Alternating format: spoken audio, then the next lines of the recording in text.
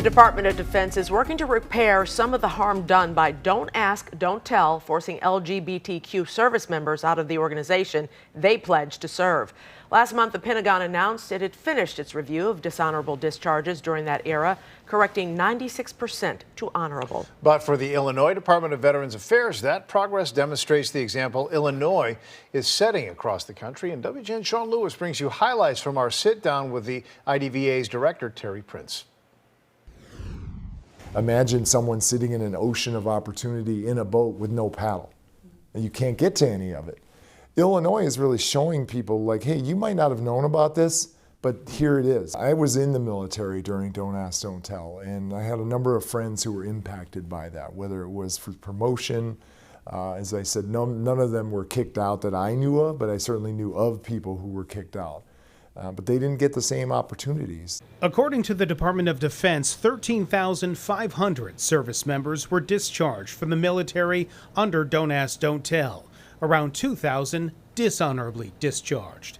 It's nearly impossible, really, to quantify the true impact of the policy on those who served. And as Illinois Department of Veterans Affairs Director Terry Prince points out, much of it came outside those discharges. And that really describes a group of veterans that IDVA and many of us talk about in our mission, our strategic plan, and that is historically underserved veterans. We're talking about LGBTQ plus veterans, black and brown veterans, homeless veterans, women veterans, people who have been potentially marginalized or not thought of as a veteran. I can't tell you how many women I talk to who are never asked that they're a veteran. It's always, oh, your husband was in the military, even if they were in uniform. In Illinois, the Pentagon initiative follows legislation signed in 2021 by Governor J.B. Pritzker.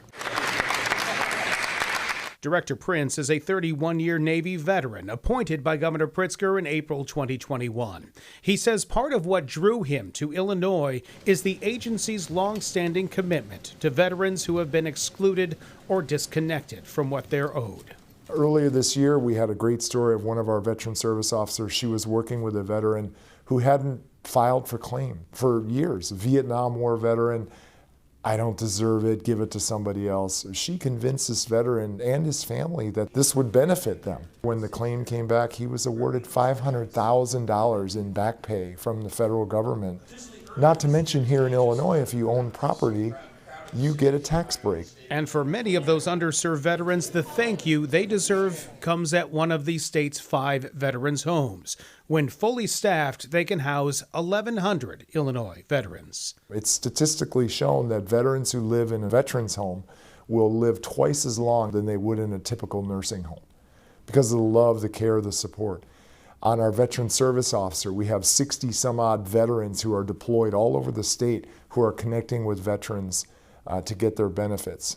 Expanding that capacity is the next milestone ahead for the department. I'm excited about the opening of our new Quincy Veterans Home, which is on the western part of the state. About $250 million facility that's going up.